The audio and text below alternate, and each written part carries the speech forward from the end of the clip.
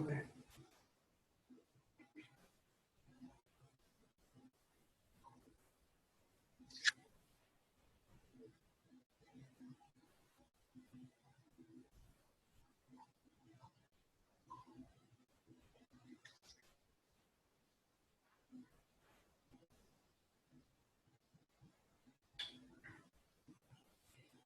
Okay, so now we'll move to the next topic today. So we have completed rally. Okay, so if you have any questions, anything about rally, let me know. Okay, so yeah, somebody asked, right? How can we change the status of test case result? Okay, so so let's go to that. So this is user story. This is the test case, and you want to change test case result. Click on this plus icon. See, let's say this is your okay. So somebody asked question, right? How can you change the test case result? So here's the thing. When you have this test case, let's take an example here. It's my test case. Okay, you can either create a new result. So I would not want to create a new result unless being told. Otherwise, what would I do is click on this plus icon. Once you execute this, this plus icon gets generated. Click on this, and you have this option here. Once this gets option, so this is the result successfully executed. So this is the result, and click on this edit option. You see this? Click on this, and once you click on this, a new pop-up window shows up. Okay, and here you can change the verdict. Okay, so the verdict is what you need to change: pass, fail, error, inconclusive, blocked. Okay, so this is how you change the verdict. Okay, any more questions? So this is how to change the test case result. Okay, so once you can collapse this back. Okay, so I hope everyone have access to this rally. You can practice it. Okay, go ahead and practice it. If you don't want to write test cases, that's fine. Don't want to open ticket, that's okay. Practice it. You get a better idea how to use this. You have a lot of lot of tasks here. Luckily, we have created a lot of user stories, so you can go ahead and look at this. People have written on this, so you'll get a better idea how to approach it, because in real time this may not be the appropriate this may not be appropriate exact thing which you will be looking at, but this is how one could implement a test cases or a user stories. Okay, so this is, you can just go ahead and you'll just get a better idea looking under this. Okay, some people have written, a lot of people also have written the user stories, and some people have also done iterations. That's good. I mean, somebody has done a new iteration saying that okay, they have added a new iteration. Okay, it's called performance testing, or regression testing, or so on. Okay, maybe moving forward we can add that too. Okay, we will add one user story, and we'll add iterations to that. Okay, iterations, that's like one after the other. For the same thing, you want to do the regression testing, you want to do the UAT testing, you want to do the performance testing. That's called iterations. Okay, the same thing you're doing at various kinds of testing on that. Okay. Okay, so we'll move to the next topic. Okay, so this is okay. So this is Jira. Okay, this is not Jira. This is Confluence. Okay, so this is so here's the thing. Jira is actually integrated. See, this Jira is a very complicated thing. Okay, so that Jira is actually a test management tool which is integrated with Confluence. What is Confluence? Confluence is a SharePoint. In layman's language, we call it SharePoint. When Confluence is a little bit technical, because it's from that company, they say like Confluence. Anyone don't get confused. Confluence is a SharePoint. What is SharePoint? As I told you, you want to share between your team members, right?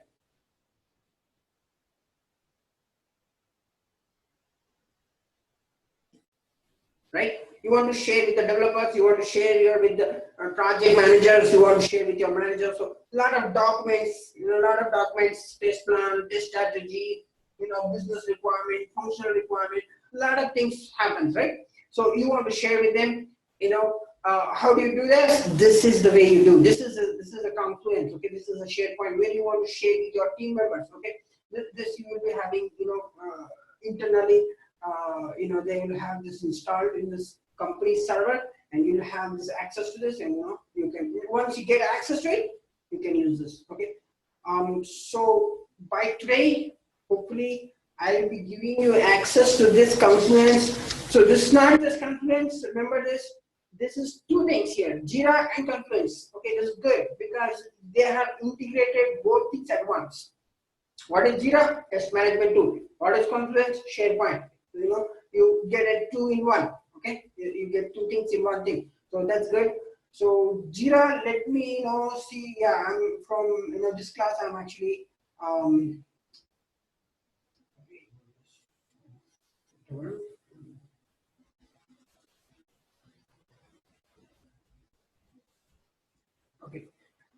Here, I just from this class, giving you, introduction on this Jira, okay, because this is new, okay, I mean, this is new to me actually. In past, I have not used much Jira, but let's see, we can work together, we can, this is just a buttons, right? You just click on, this is UI, this is nothing to do with coding, okay? So UI should be easy because it's for everyone.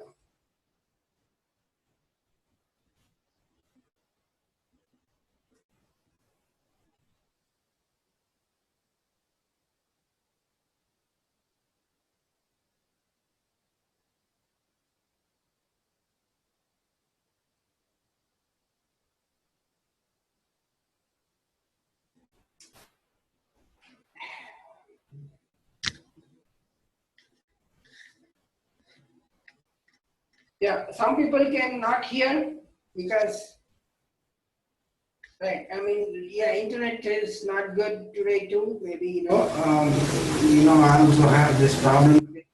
So internet might be not be good. Staying too much time. So you know.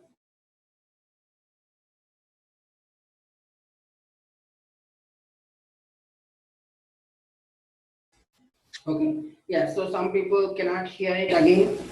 Okay. So now we'll.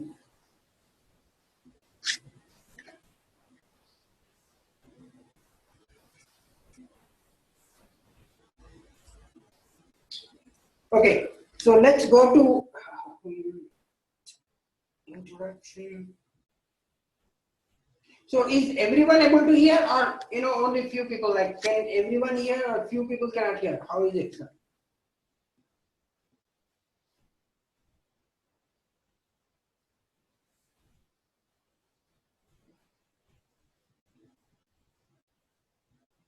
Right. So yeah, I mean, some people can hear, some people is not. Yeah, like internet is not stable. Let's.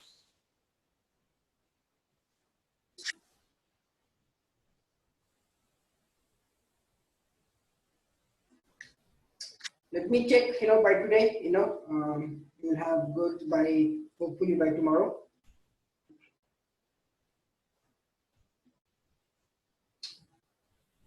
Okay. Um,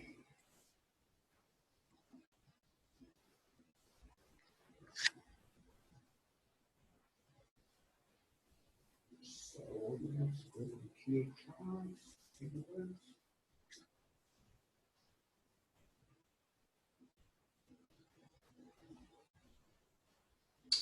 Okay, so let's go to the next topic here.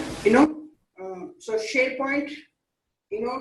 I'll not explain much on that. Let's see. If we have time, we can go through this. Okay. I'll give you access, I'll give you access, maybe, let me check if I'll create a project and, but here you need to upload the documents, and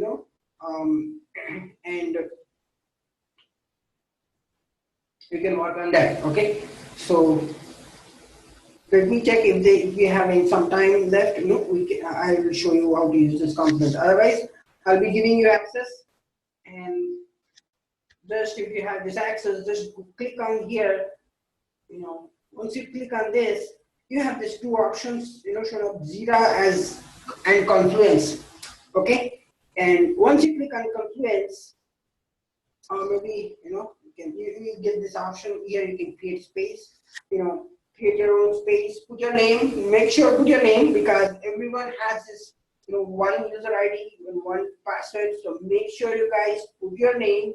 If you don't put your name, I would not know who has written, or no, this will be, no use, okay?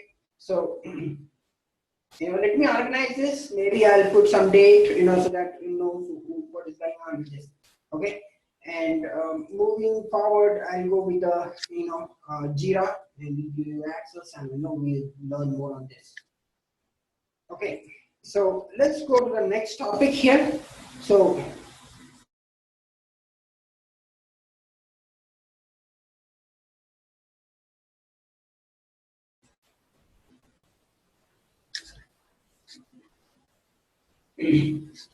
okay, so we'll go to the main documents. So we'll see various documents. So by today, hopefully, I'll be giving you access for this to Google Drive. So you will have access to all these documents. Okay. So let's go one by one. So BRD. Okay. So what is BRD? It's business requirement document.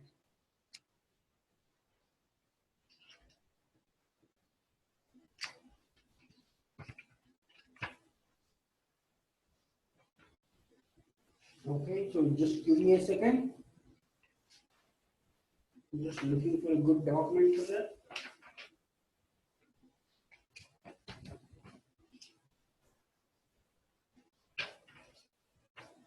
Okay, so BRD is, it's a business requirement document. Who prepares it? Business analyst.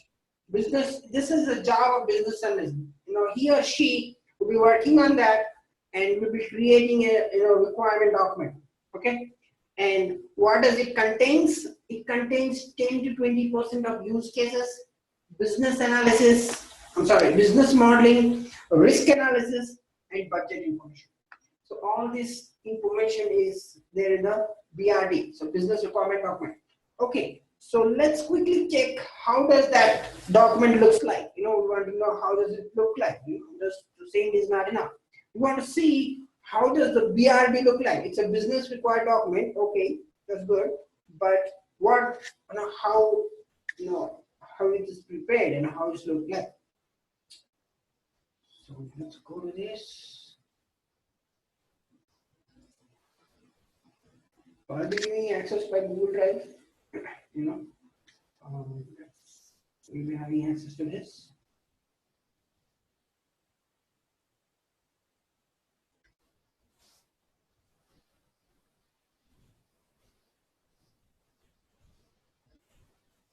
And go to testing documents, number pro. Business requirements. Oops. Okay. So here we go.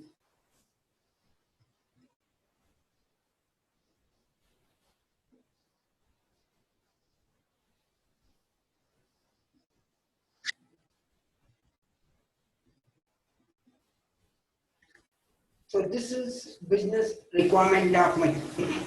Okay. So this contains a lot of information. You see this.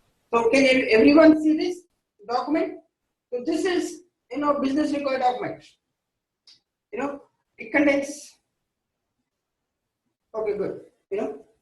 So this has a lot of information. What see this summary. It has summary. It has what is the project purpose and what's the business definition. Okay, and what are the project requirements and assumptions.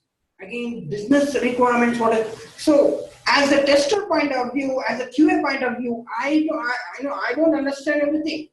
I'm like, okay, what am I supposed to do with this? But you need to read anyway. You need to understand this because this contains information, some important information related to QA point of view. Because see, as I told you before, business record document, functional record, any documents are prepared as a team level. That means everyone will be working on it.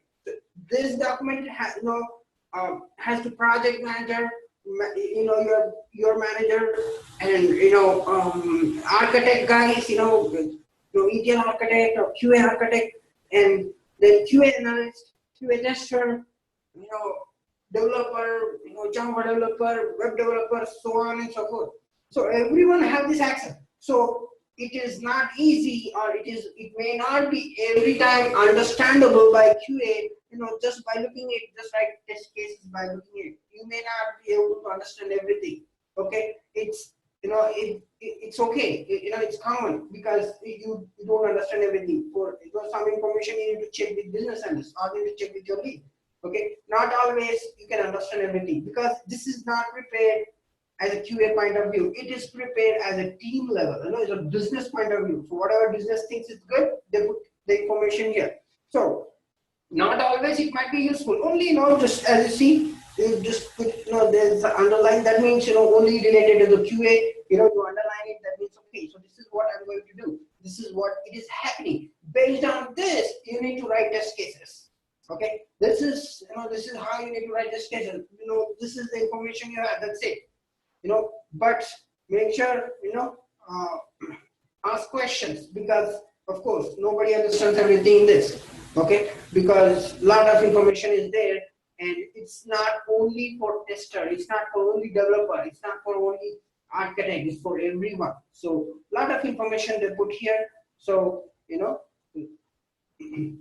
make sure understand each and everything and ask questions. Okay, so that's business requirement document. So business requirement documents is prepared by the business analyst, and what does it contains? It contains information about, it contains 10 to 20% use cases, business modeling, risk analysis, and budget. So that's about BRD, business requirement document. Let's go to the next one. FRD, functional requirement documents. Okay, so let's go to FRD. So it's the board documents, maybe it's not same, it may be similar. Okay, it is not same, but it is similar, because you can have both documents at one place, but you can have at least one document. Okay, so FRD is related to more functionality and features of an application, and BRD is not always about functionality and features. It may contain features, it may contain functionality, but not always. But functional requirement is more specific to the functionality of a feature. So what is FRD? FRD is functional required document which contains functionality and features of an application. Okay, so let's take a quick look on FRD document. So let's assume this is some board. Okay, so this is pretty small. It's not so small. Alright. Okay, let's see. You have this requirement. Okay, functional requirement analysis design. That's it. Now you have this. This is the functional requirement. Again, you won't always understand based. You need to little bit pay attention to this. Okay. Here we look at this. Let's look into this and analyze this. You have this message format as shows as follows. Okay.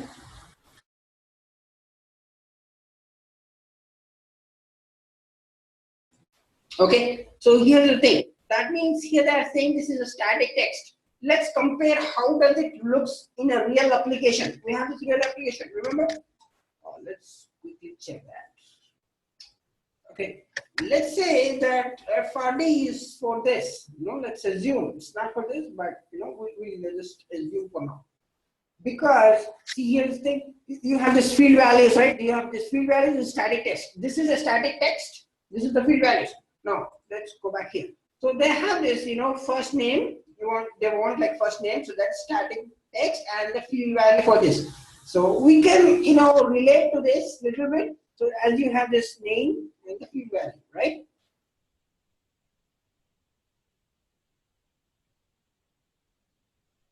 Okay, so that is, again, you have this last name. Okay, we have this last name. We don't have this last name here. So we'll say it's address. Yes, of course, we have this address. So this is what they're trying to say. That means based on this document, they are saying, okay, so they have the static text, and beside that they have the field values.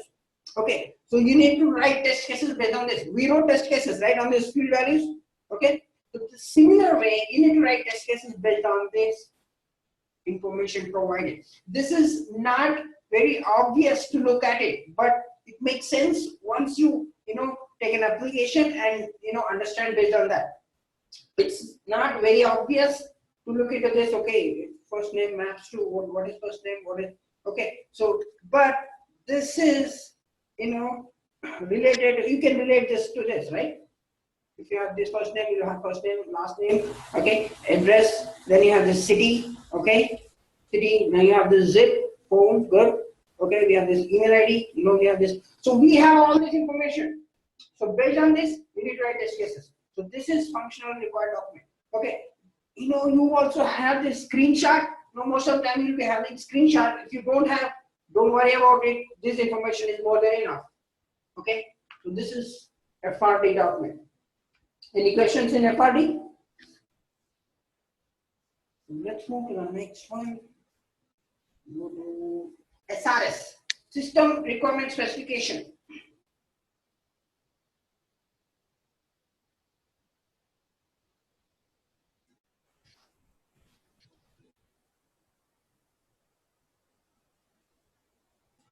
Okay, so let's quickly check what is SRS. It's System Requirement, Required Specification. What is it contains? It contains, information about the architecture.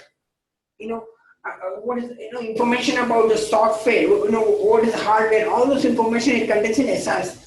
Let's quickly check. We have one. Yeah. Let's quickly see. So this is how this looks like. Okay. And this is the similar way you'll be writing here.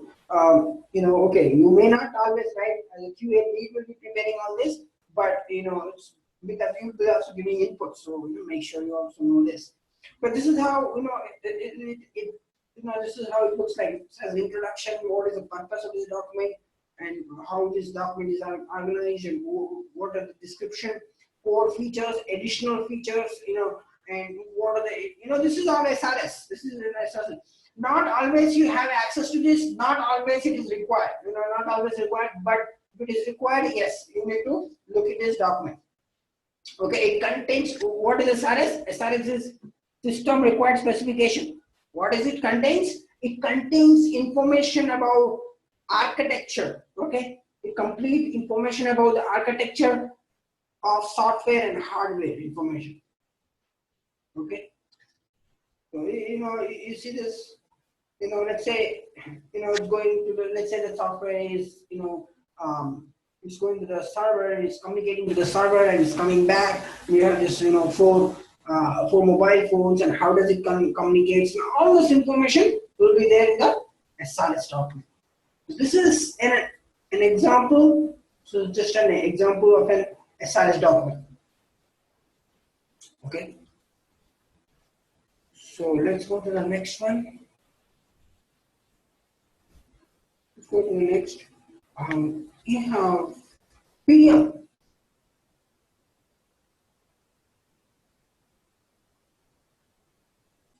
So PDM is physical data model. Okay, let's quickly check if we have one. Oh, yes, we have. Okay, PDM is physical data model. Okay.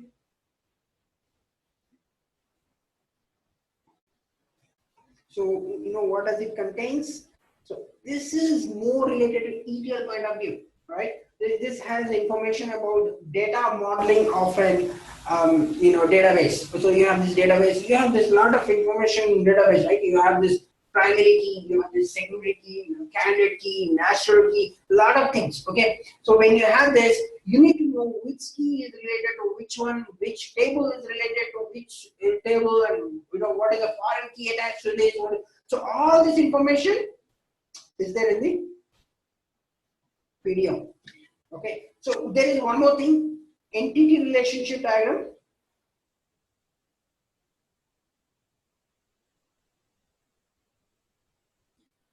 Okay, so that contains, that's more in detail. This doesn't go much detail. This contains only the information. That goes more detail. Here you see this. So this is more related to PDM. So this contains physical data modeling of any database. Okay. So this contains only the information. You see, look at this. So this is kind of mini ER diagram. So it's called mini ER diagram. If you want to see that ER diagram, that will be big. That will be huge, because if you are doing this lot of database. Okay, so if you are doing a lot of ETL work, and if you are a lot of data morphing and data scrubbing you're doing, so it will be pretty big, because you want to go where the data is going from source to staging, and from staging to target. Again, they want to do this data. So it will be very big. But here this is a sample. So this is how. So it contains information about the tables. Normally it's table. PDM. What is PDM? It's a physical data modeling. What does it contain? It contains the physical data model of a table. Okay, so let's move to the next one. Then you have this LDM. So it's logical data modeling. It's similar to PDM, but it contains logical information about the views, because views are logical, right? So that's it's similar but not same. Okay, but this contains information about the views. PDM contains information about the tables. Okay. So all this is information is contained about these views. Okay, so that LDM. Move to the next one. HLD.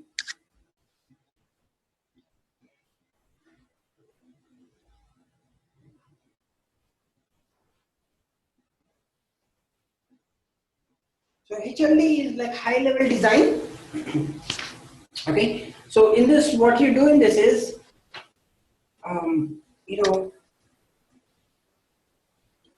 let's say you have,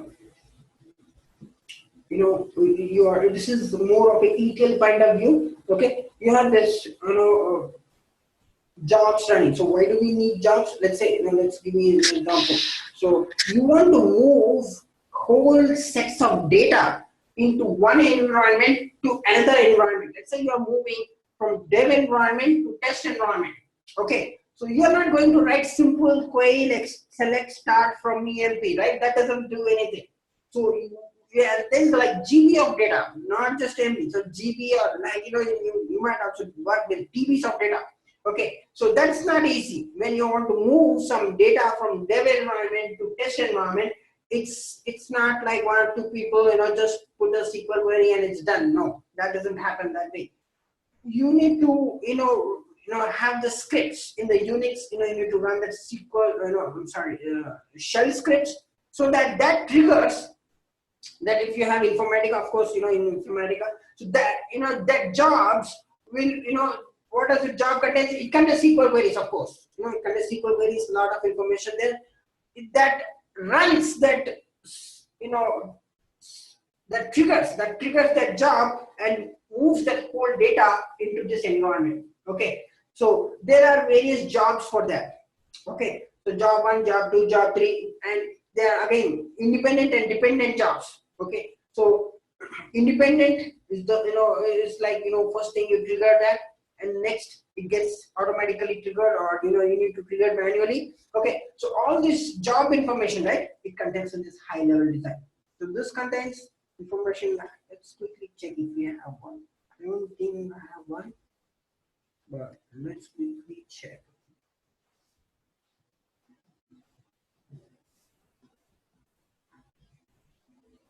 No. So that is how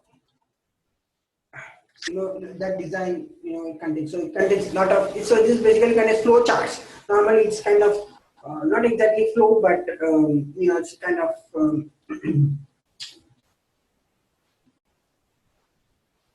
yeah, you can say the flow chart, because once you trigger that job, it has to move to the next job. Again it has, so that is high level design document.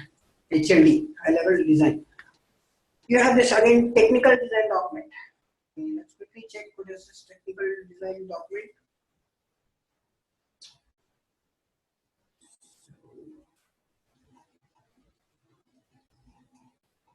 So technical design document, right? So what does it contains? It contains, see, you're running, let's say, you have this call flows. Let me give you an example on TDD. TDD is technical design document. Okay. Let's say an IVR. You guys are familiar with IVR, interactive voice response. Okay. What happens, right? Let's say you're in, let's say you're Bank of America. You're a customer of Bank of America.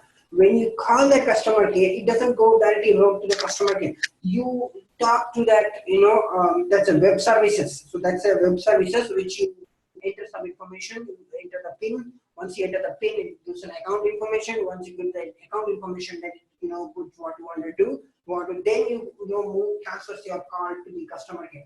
So there is a flow. Then there is a flow. Flow 1, flow 2, flow 3, and so on. Okay, so that flow, call flows, that are called call flows. Okay, so those call flows, like once you trigger this, it has to move to the next, then it has to move to the next, and so on. Okay, it has to reroute it to the next call flow, so that is technical design document. So that information it contains in the technical design document.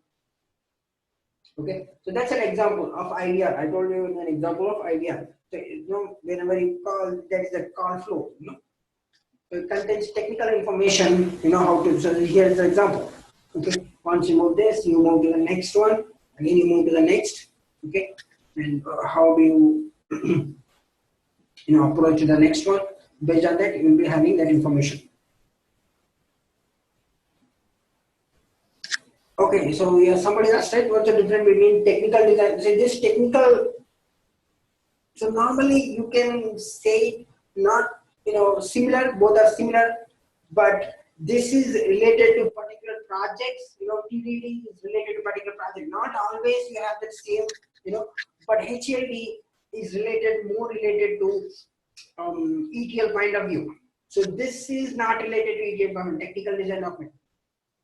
Okay, it's based on project. It may also have in the ETL, but it's completely based on project. So web services. Whenever you have this web services, you'll be having this. Okay.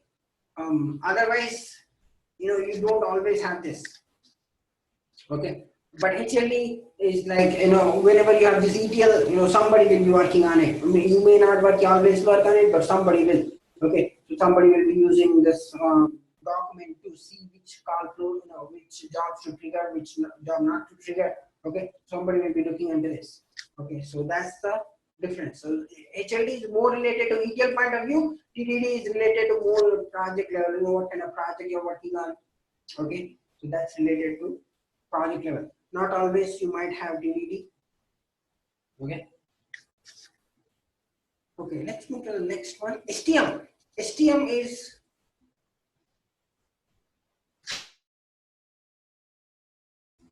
okay. STM is source to target mapping document. Let's quickly check. Oh, we are running out of time.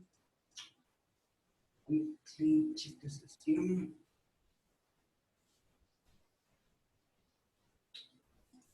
Oops. Testing documents.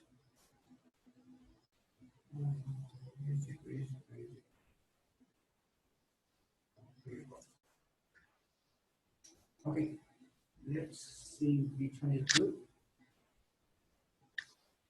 I hope this is good.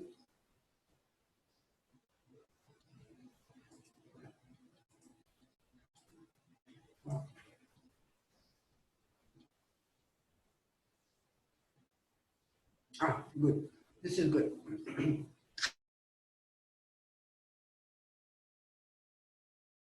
STM is source to target mapping. Okay, so whenever you are working in the ETL project, you have this mapping document. Without mapping document, you can't do anything. You can't even write test cases. It's not even possible. Okay, because this mapping document is what makes you to write test cases and what makes you to verify it with the documents. Even documents very wrong.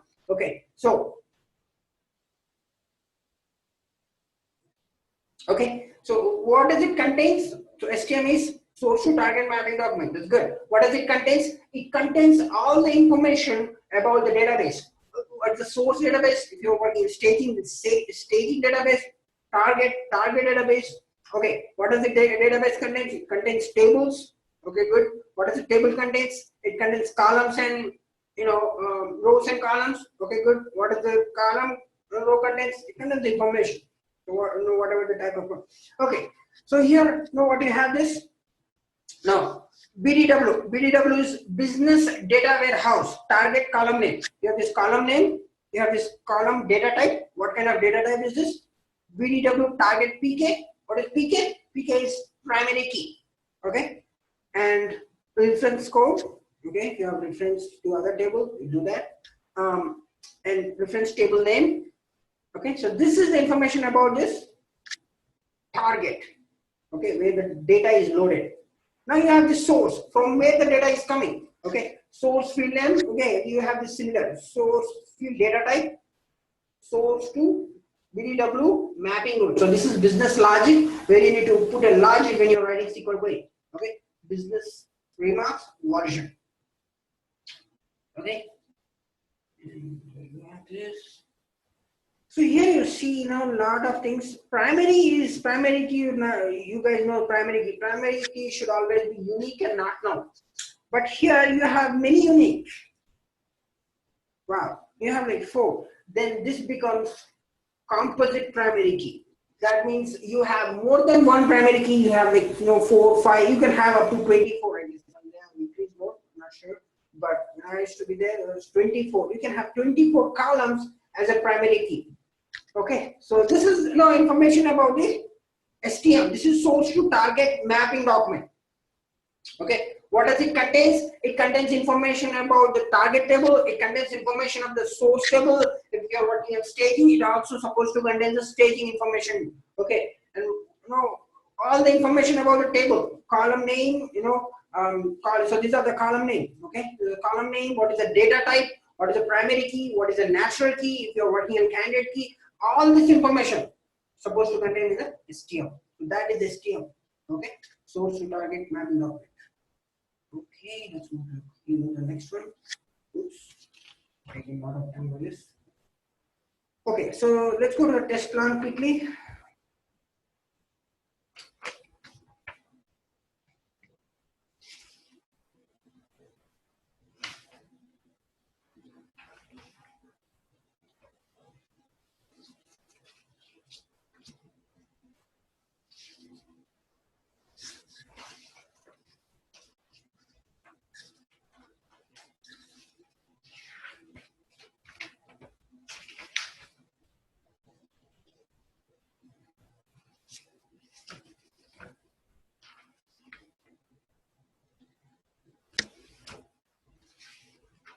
Okay, good. Now, what is the test plan? Okay, what is the test plan? It's a high-level document. What's the test plan? Test plan is a high-level document which contains, which is prepared by the QA lead, and it contains information about the project. Okay. What is the test plan? Test plan is a high-level document prepared by the QA lead. Okay, not you, not me, QA lead. Okay, you are not being idle when you're preparing. You need to give inputs. Okay, so you will not be idle. So don't think that QA lead prepares not my job. No, you need to give inputs. Okay, so that's the test plan. Test plan is a high-level document which contains information about the project and is prepared by the QA lead. What does it contains? It contains information about like testing items. What are the features to be tested? What are the features not to be tested? Item pass fail criteria, environmental needs, responsibilities, and so on. Okay, and so on. That is about the test plan. Okay. And test strategy again is a high-level document prepared by the QA lead. Okay, and it contains information of the project.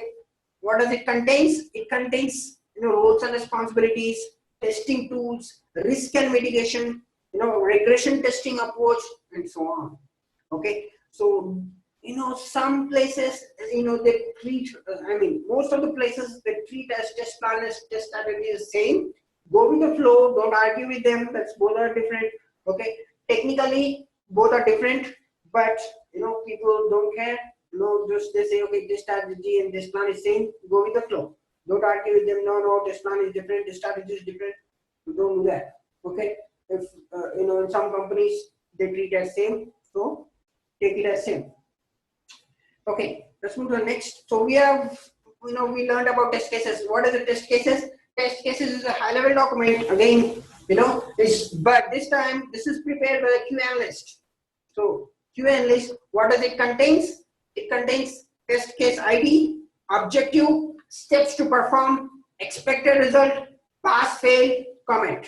So these are the information of the test cases contain. Okay. Okay. So we know about the test plan, right?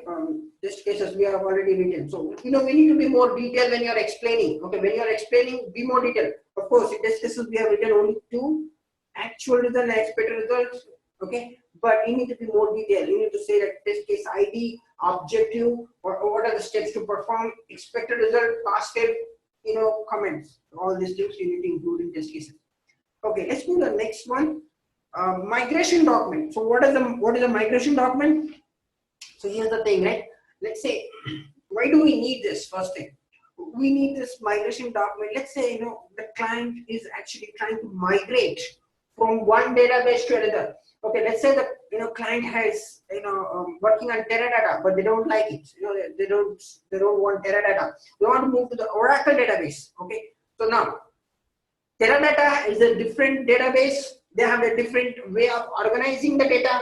They have different SQL. They have their different own style of doing that work. Oracle has their own style of doing this work. Okay, so many people will be involved in that. But you need to know a lot of information. How are we going to migrate that data into this data? Let's say there is a data discrepancy. You need to also work on that. Okay, so that's the reason you need this migration document, because you need to, how do we write a SQL for Teradata? How do we write SQL for Oracle? How we are going to manage the migration process? How many responsibilities, how many roles are required for this migration? And what are the mainframe consideration? So a lot of information will be contained in this migration document. Okay, so why do we need this migration document? Okay, so we need this migration document if you are trying to migrate from one database to another database, or maybe also for one environment to the another environment. You want to migrate it. Okay, so that's we need this migration document. Any questions so far in documents? So let's move quickly to the next topic.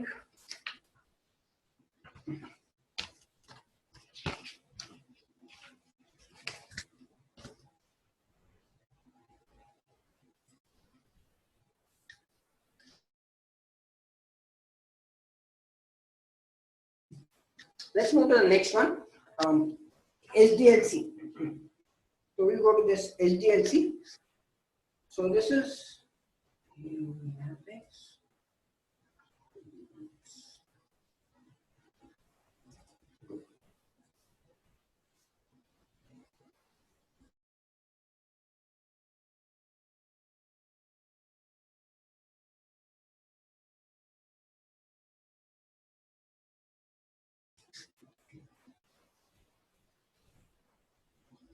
oops, wrong slide.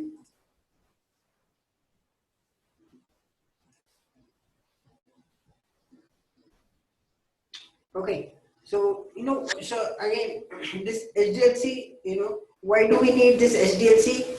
Because let me be a little bit more specific on this. You see, okay, you are not developing a software. Okay, even if you are developing a software, you need to know the process. So this is not a software. Okay, this is not a software. This is not a tool, or this is not something application to just okay, give me the application, I will work on it. No, this is something which is decided by the management perspective.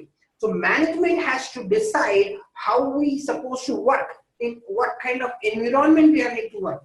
Okay, so this is the process. Since this is decided by the management, you are involved in the process. So we need to know, because we are involved. A lot of involvement will be there, because we are the way.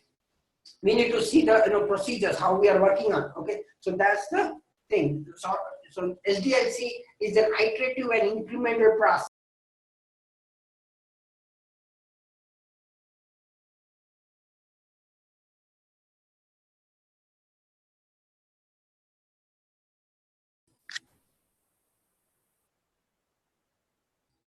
Yeah, so everyone can hear me? So suddenly this got switched off. Is everyone able to hear me?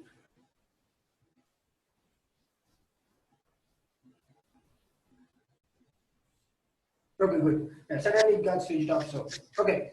Um, so this is in an iterative and incremental process. Okay, this is decided by the management perspective. So we need to know the process. Okay. Now let's quickly check how. So we have this lot of models. So all these things are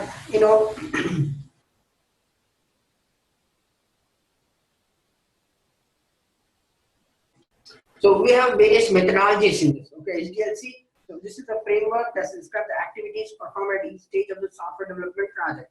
Okay, so this is a framework. Framework in sense, it's a process. You're working in such kind of environment which involves this. Okay, so that's that is about HDLC. And all these models, waterfall model, HDLC. Okay, except Agile, all are derived from the HDLC. Let's quickly check here. Um, let's go through this. Waterfall methodology. We have this waterfall methodology, and you have the various. Let's quickly check. We have so much of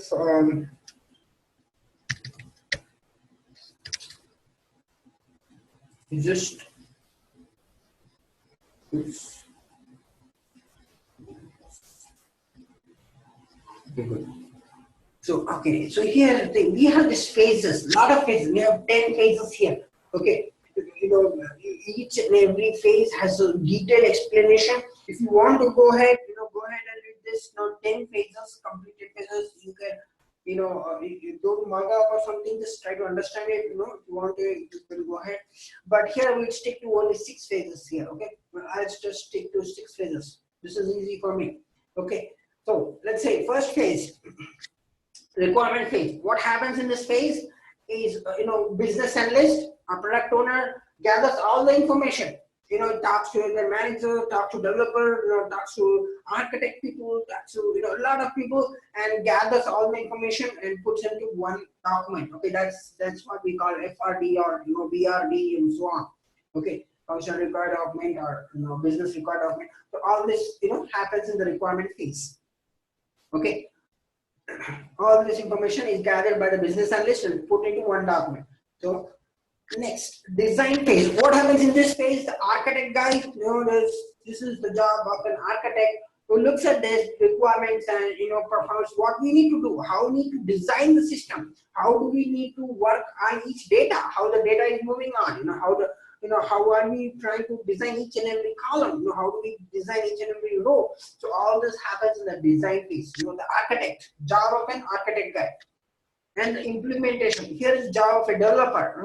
What it does is, how that code we need to migrate, or how do I need to code and to make this requirement happen. How we need to do all these things into one and write the code for it. So that's the job of an developer.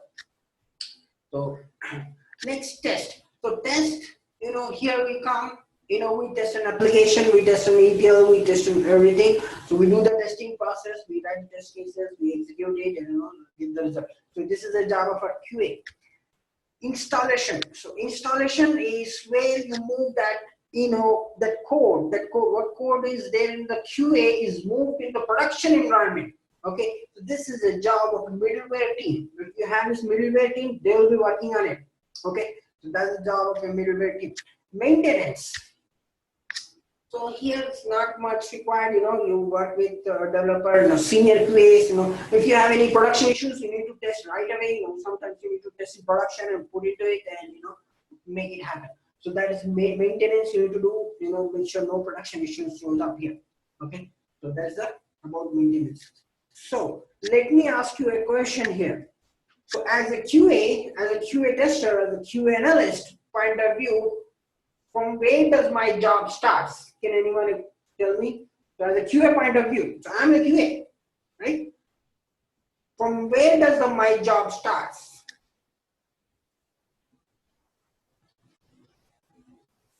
Okay, good.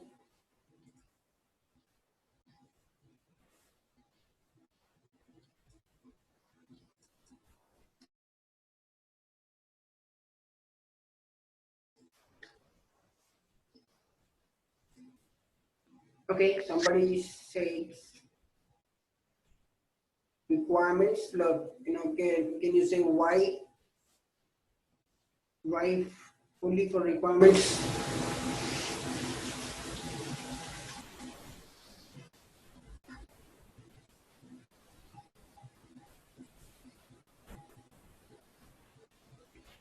Exactly.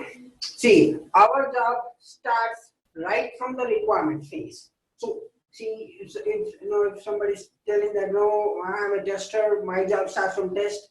See, if you think that your job starts from test, there are three phases before that. So, do you think the client pays you for being idle? So, you're saying that my job starts from test. I don't care about design. I don't care about requirements. I don't care about implementation. Okay, and I'll sit idle, all this time you're sitting idle, 3 months project, you're 2 months you're idle. So do you think, they will pay you for sitting in idle? No, right? Nobody pays you to sit in idle. So our job starts right from requirement phase, okay? How? See, in the requirement phase, we need to work with the business analyst. Okay, business analyst set up a meeting. Okay, you need to. Okay, you might be involved with the so this lead QA lead will be working on working with the business analyst, saying that okay, so we set up a meeting. We need to know requirements. What are the requirements? How are we going to implement it? Because we already have 3 QA environments which are blocked, so we are not cannot move with this requirement. So how are we proceeding with this? Okay, are we creating a new environment? Are we doing in the development environment?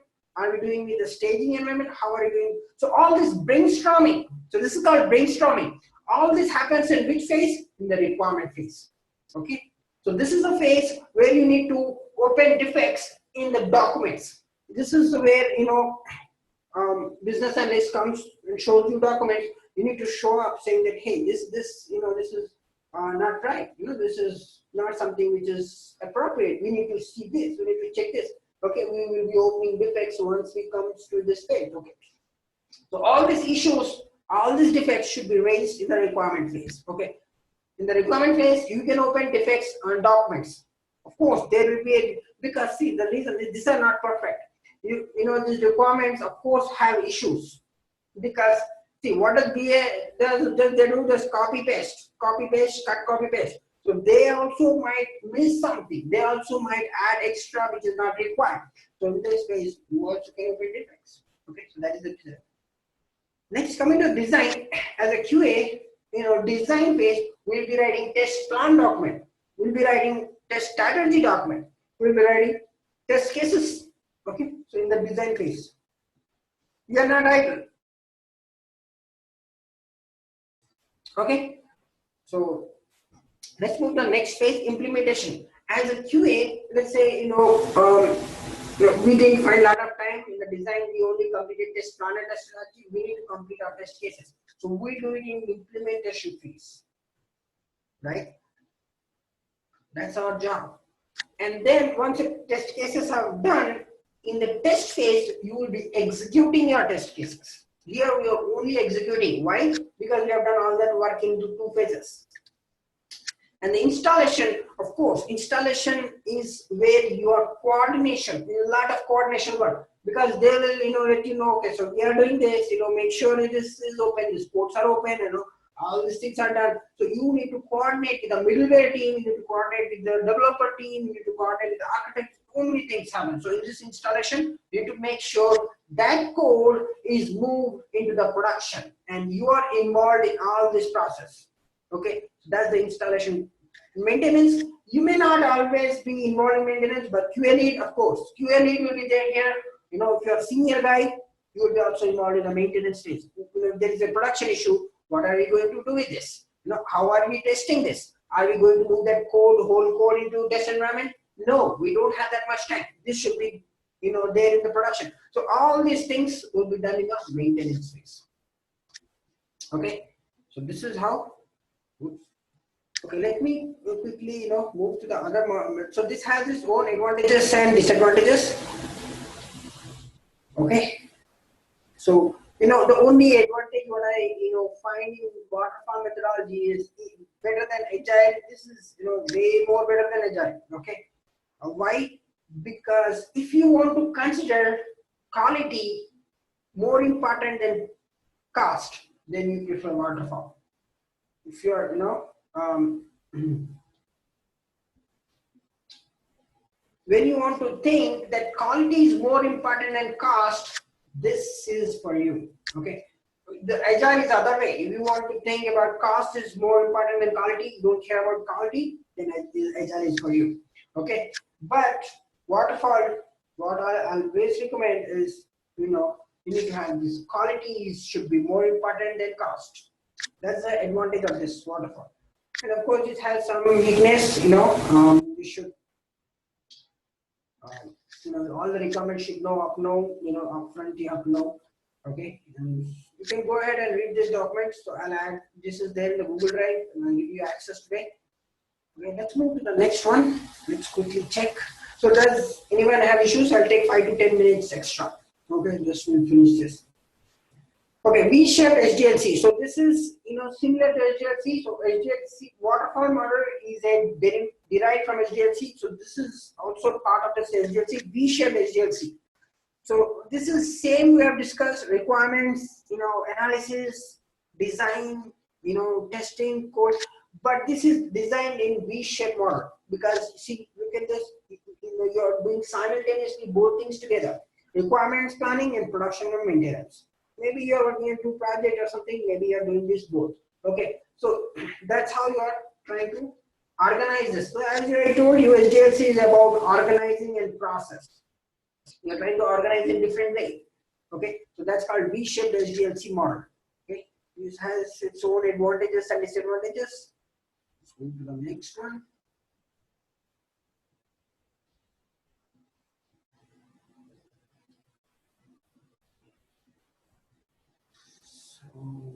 Go to the next quickly. You have this incremental SDLC model too. Okay, again the process is similar. You know, we have this design, code, integration, implementation, maintenance. Okay, here you are doing validation and verification too. Okay, so you want to see the system feasibility, you know, or how is the product designed. So you are trying to do, you know, extra here, you know, verification and validation. So that's about incremental SDLC model. So this also has the advantages and disadvantages. Okay, so let's move to the next spiral SDLC model. Spiral, again, you have this same design, you know, develop plans, all this is same again. Here, what you have is quadrants. Now, 4 quadrants, this is divided into 4 quadrants here. Okay.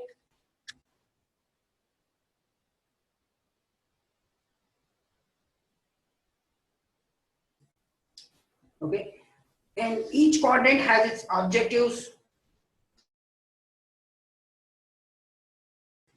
Okay, and then you have this, you know, you have the similar, you know, requirements, design, implement. You're going just one by one. You know, here you're, you know, identifying your objectives, you're evaluating it, then you are developing here. Again, planning the next phase, you're designing prototype, requirements, design. So here what you're trying to do is you're going in a spiral way. So that's the reason your name is spiral SDLC model. One after another, divided into 4 quadrants, and you're going to, you know, moving spirally. So, but the same thing applies, you know, the same 6, you know, phases. The same 6 phases are here. Okay. But the only thing is the way you're organizing is different. Okay, let's move to the next one. So agile, I'll take the whole class for agile. You know, we'll I'll also go on Scrum more. We'll talk about Scrum than Kanban. Kanban is both. You don't have to worry about Kanban. Once if I have time, we'll go with Team Foundation Server. Then you have this Kanban.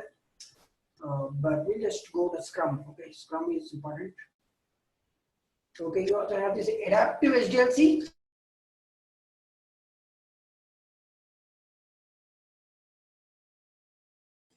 Okay, that is also one type of software development lifecycle. Okay, so let's move to the next one.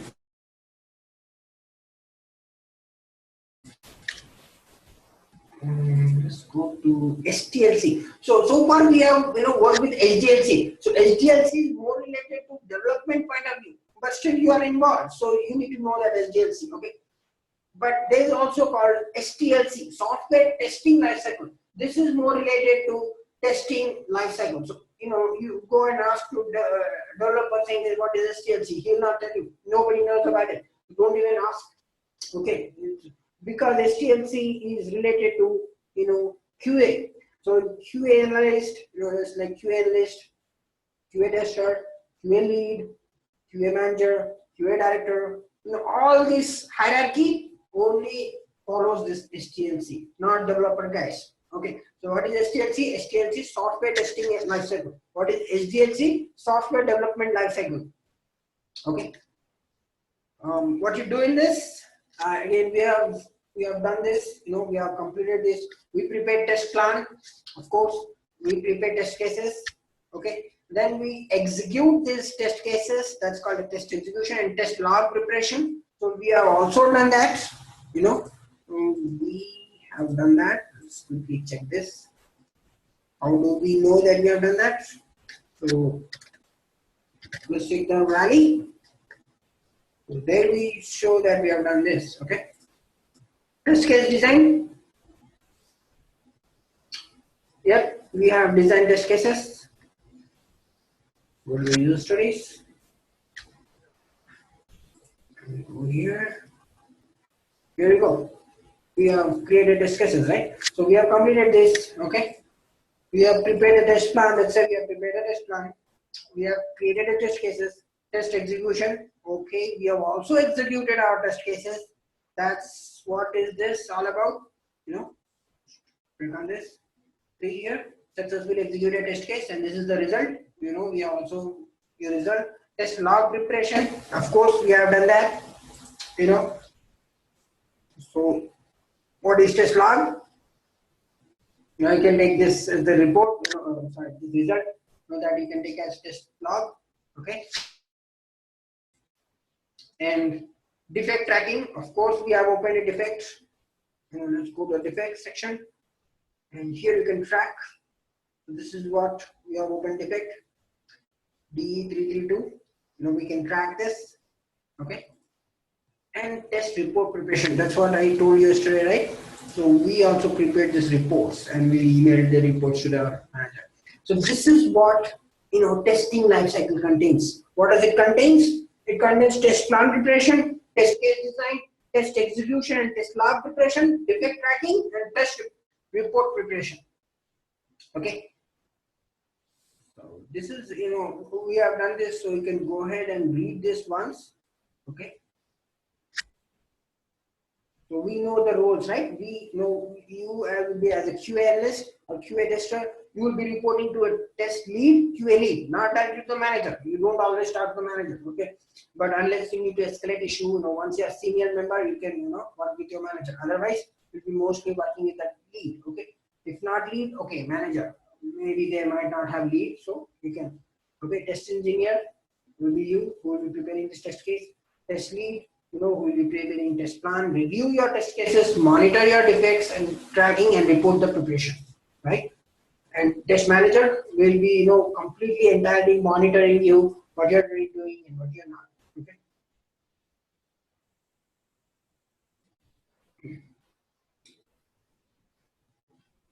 So we have done this test case. Okay, so let's move to the next topic. So defects status. So we have, we have done this. Once you open defects, it will be new. Now then you change it open, then you change fixed is changed by the developer, not by you. Once that fixed, it is assigned to you, and if you find the defect again, you reopen it or close it or reject it. Oh, I'm sorry, this reject is again is not done by you, it's done by the developer. Okay. Defect severity and priority, we already discussed about this. Okay. Okay, so this is about STLC, software testing lifecycle. Let's move to the next topic pretty quick. Bug lifecycle. We also have this bug lifecycle. Okay, so here's the thing. So we have already done this. Just to quickly,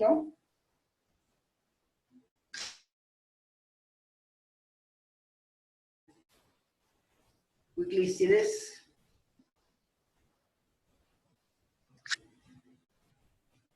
Okay, here's the thing. Once you open a defect, it is a new status, right? Once you open this defect, it will be new status. Then you change it to open, right? As I told you yesterday, right? Always you need to change it open, okay? And then you assign whom? Assign developer, or other concern, or the concerned person. Maybe developer, might be architect guy, maybe some other developer from some other project or some other team. Okay, you assign it. Once you assign it, okay, there should be one more block, it will be fixed.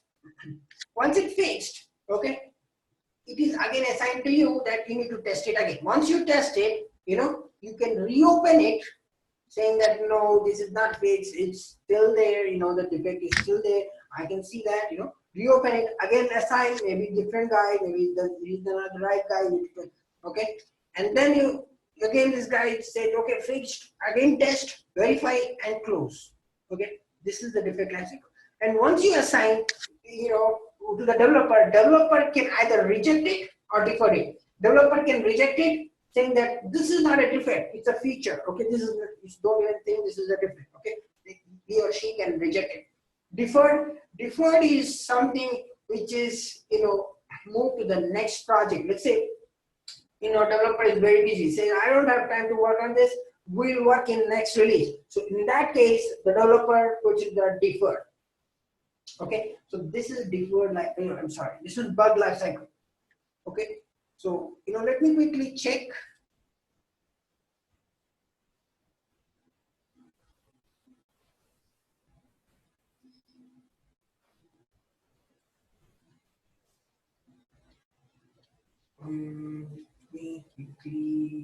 Let me quickly show you actually.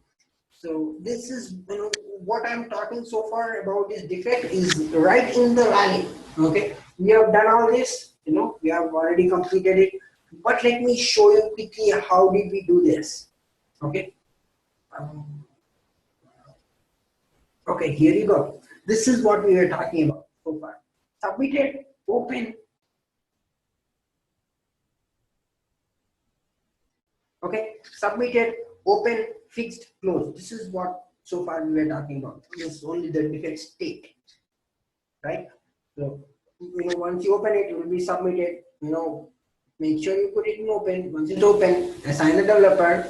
Okay, put this the developer, and once you've done that, the developer puts in the fix. Once it's fixed, close, or there's one more option, reject it. This is not shown here because it's more of a developer job.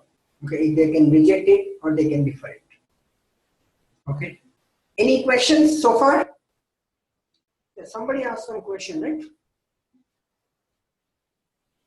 Yeah, somebody said if you want to. Did somebody ask any question? Okay, if you have any question, let me know.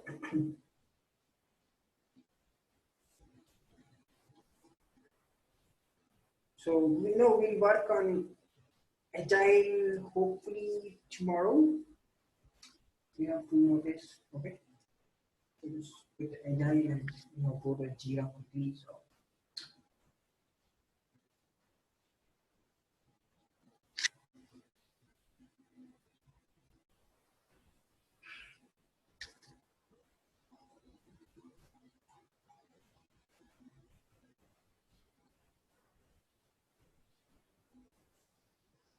So I'll be giving you 2 more homework.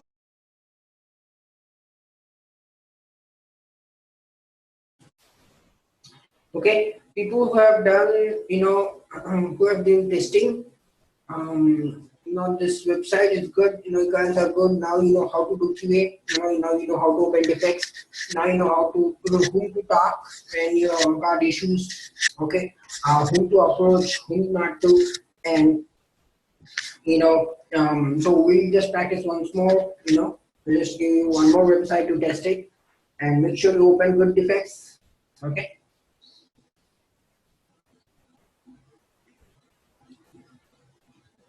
Okay, so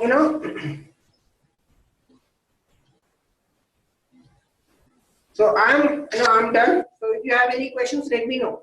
Okay, so we'll close this for today. Okay, I don't even want to take your time. You might be maybe tired. It's been 1 hour, right? So better take some rest. Okay, so let's if everyone are good. So can we close this class for today?